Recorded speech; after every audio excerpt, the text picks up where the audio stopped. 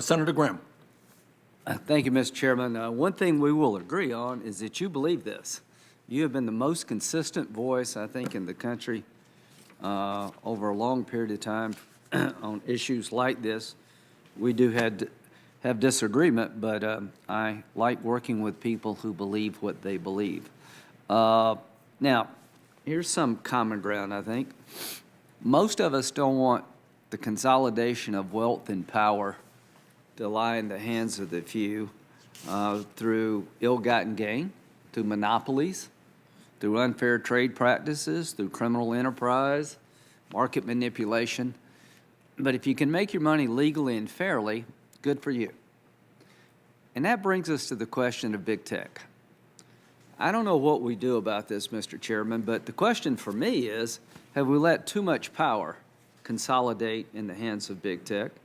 Is it a virtual monopoly in terms of the flow of information? And have we allowed these new technologies to become the modern version of robber barons of the last century? And I would like to talk more about that. I don't know if you need to break these companies up or not, but Section 230 and other things we need to revisit. But generally speaking, it's been a capitalist nation and hope it remains so. With regulation to prevent environmental abuse and make sure people play by the rules. To me, the government plays a role in keeping the water in the banks.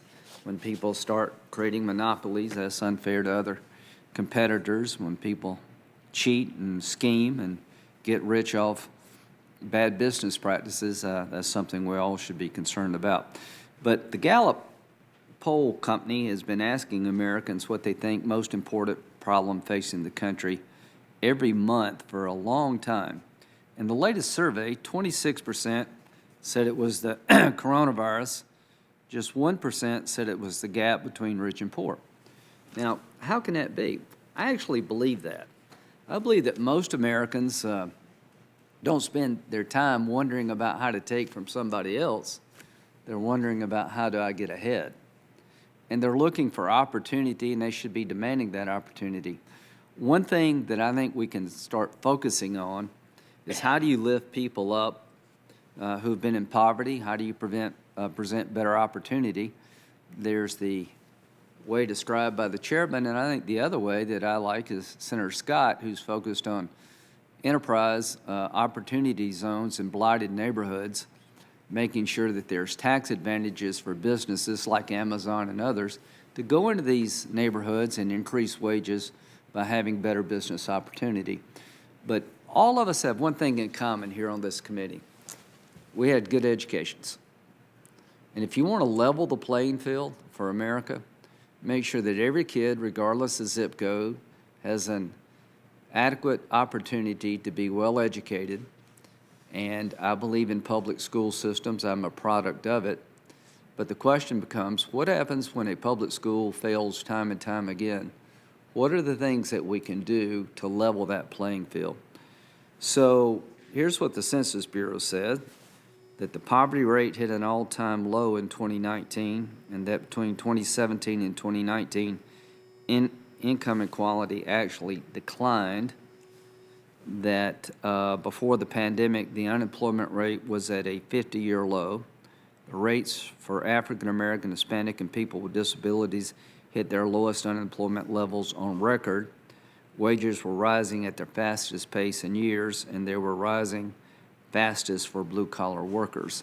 So there's two different models being suggested here, and I think the model that we're suggesting is that accumulation of wealth through monopolies and other unfair trade practices or manipulation of markets or criminal enterprises, we should all be against that. But like Bill Gates, you invented something a lot of people want. Amazon, they found a way to get you products that you want. The problem, Mr. Chairman, is online shopping may put brick and mortar businesses out. So one of the things that I've been focused on is making sure that sales taxes are collected from online vendors like a brick and mortar business like my family had, because that would create a tax advantage for online businesses. So I want a level playing field in terms of regulation and taxes and educational opportunity. And I think that's the role of the government, not picking who gets this and who gets that and what is too much money. I think that's if the government gets in that business, it will do more harm than good. But I'm looking forward to working with you on this and many other issues. And quite frankly, I'm enjoying this committee because we're talking about things that matter. So thank you.